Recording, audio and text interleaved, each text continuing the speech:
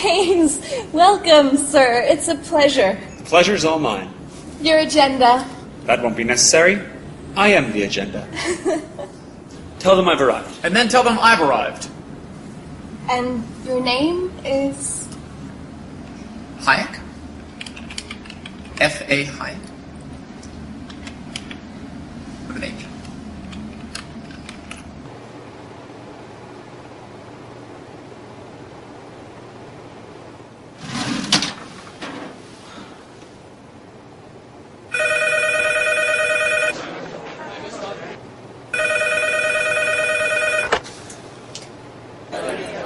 Freddie. Yep. Keynes, Hey, listen, party at the Fed. Already? 20 minutes. Lobby. John Maynard Keynes. F.A. HAYEK. Yeah, we're opposed. We oppose each other philosophically. In the same studio. We've been going back and forth for a century. I want to steer markets. I want them set free. There's a boom and bust cycle and good reason to fear it. Play low interest rates. Nah, it's the animal spirits. John Maynard Keynes wrote the book on modern macro. The man you need when the economy's off track. Depression, recession, now your question's in session. Have a seat and I'll school you in one simple lesson. Boom, 1929, the big crash. We didn't bounce back, economy's in the trash. Persistent unemployment, the result of sticky wages. Waiting for recovery, that's outrageous. I had a real plan, any fool can understand. The advice real simple, boost aggregate demand. C-I-G, altogether gets to Y. Keep that total growing, watch the economy fly. We've been going back and forth for a century. I want to steer markets. I want them set free. There's a boom and bust cycle and good reason to fear it. Play low interest rates. Nah, it's the animal spirit. You see, it's all about spending. Hear the register cha-ching.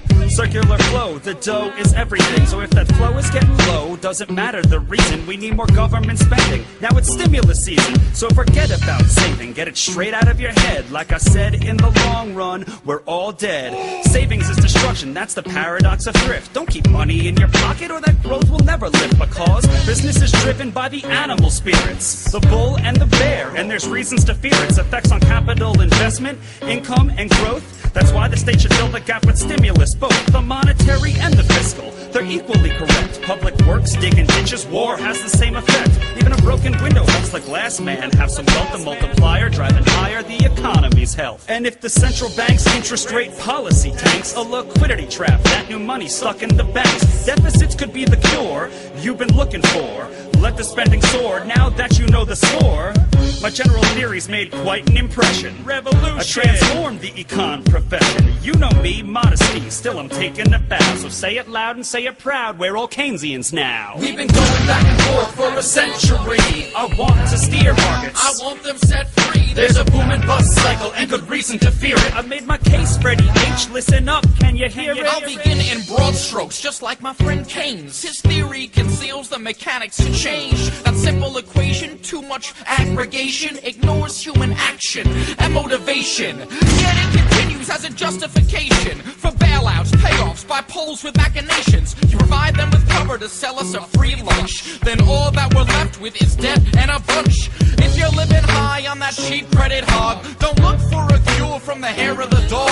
Real savings come first if you want to invest. The market coordinates time with interest. Your focus on spending is pushing on thread. In the long run, my friend, it's your theory that's dead. So sorry there, buddy, if that sounds like invective. Prepare to get schooled in my Austrian perspective. We've been going back and forth for a century. I want to steer markets. I want them set free. There's a boom and bust cycle and good reason to fear it. Play low interest rates. Nah, it's the animal spirit.